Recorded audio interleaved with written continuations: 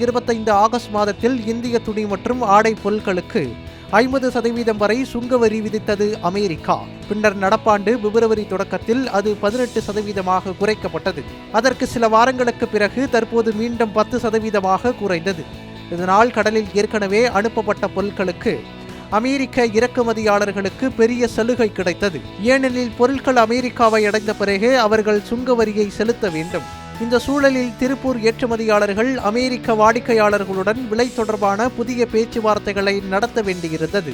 பல நிறுவனங்கள் தங்களின் விலை ஒப்பந்தங்களை மீண்டும் பேசி மாற்றிக்கொண்டன. பெரும்பாலான ஏற்றுமதிகள் ஃப்ரீ ஆன் போர்டு முறையில் அனுப்பப்படுவதால் கப்பலில் ஏற்றப்படும் வரை பொறுப்பு ஏற்றுமதியாளர்களுக்கே இருக்கும்.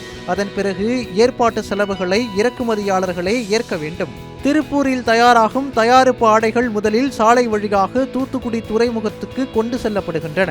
அங்கிருந்து சிறிய கப்பல்களில் இலங்கை அருகே நிறுத்தப்பட்டுள்ள பெரிய கப்பல்களுக்கு மாற்றப்படுகின்றன.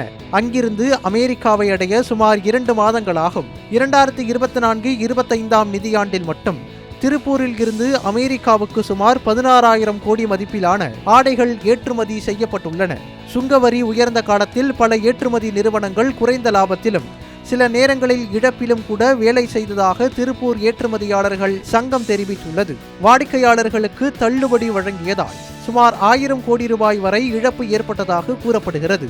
தற்போது சுங்கவரி குறைந்தால் தொழிற்சாலைகளில் துணி வெட்டுதல், தைத்தல், பேக்கிங் போன்ற பணிகள் மீண்டும் வேகமெடுத்துள்ளன. ஒரு பக்கம் இப்படி இருந்தாலும் எதிர்காலத்தில் கொள்கை மாற்றம் ஏற்படுமோ என்ற கவலை ஏற்றுமதியாளர்களிடம் இன்னும் நிலவுகிறது. எது எப்படியோ ஒரு வழியாக திருப்பூர் ஜவுளித்துறைக்கு நல்ல மாற்றம் தற்போதைக்கு நடைபெற உள்ளது.